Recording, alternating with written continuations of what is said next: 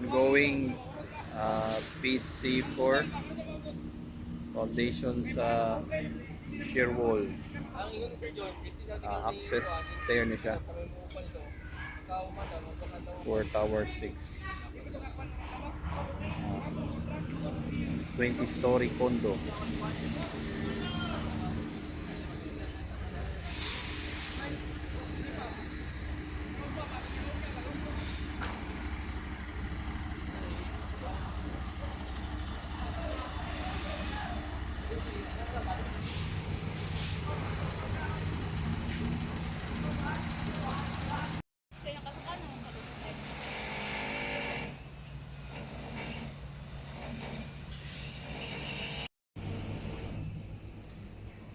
So nabuhusan na natin yung portion ng podium receiving sa tower 6 galing swimming pool. So ito yun, ito yung portion natin kahapon, anong nakarang araw na videohan natin. So ito na siya, putol yung buhos natin, may construction joint.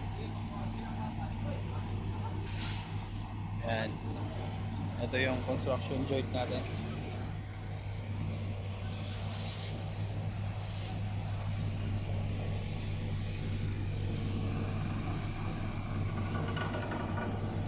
At napag-layout na din pala si Survey. Meron na siyang offsetting para sa beams and girders dito para sa upper ground ng ating tower 6. Dito naman sa kabila, tuloy-tuloy yung pag-install ng bakal para sa PC4 sa ating shear wall, stair wall. Access natin, fire exit.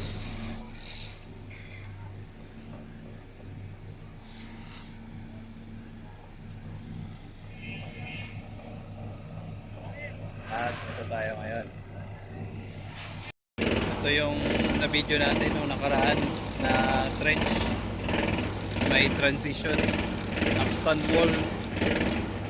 Yan.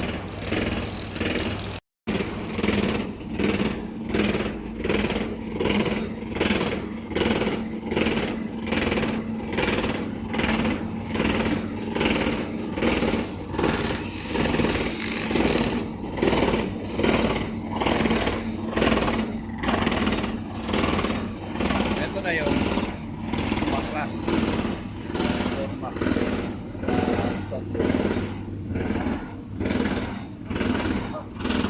pinatapos lang. Kasi pa-upgrade ko sir, kaya mong vlog. Kinoy? So ito na yung pinakadulo ng nabuhusan natin. At tutuloy pa. Ito yung karugtong niya. Yan. Buhusan natin yan. Kasi ito pa lang yung available na area. So ito pa lang yung nagkalawan ng ating subcon. Yan, karugtong ng swimming pool. Yan yung swimming pool natin. So papasok yan dito, may access, hagdanan papuntang unit ng tower 6 na. Dito naman sa kabila, mayroon tuloy-tuloy pa rin yung pag-sheet pile. Medyo na-delay lang yung sheet piling natin, kaya ganito yung cutting ng ating construction joint. Hindi tayo makapag-comply ng pile cap kasi dahil sa sheet pile natin. Di ba, tuloy-tuloy pa rin naman tayo. Yan. So last look sa nabuhusan natin kagabi.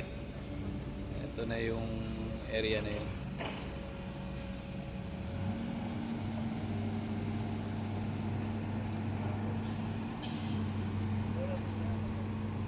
Yaw. Okay. See you next sa karugtong nitong portion na to.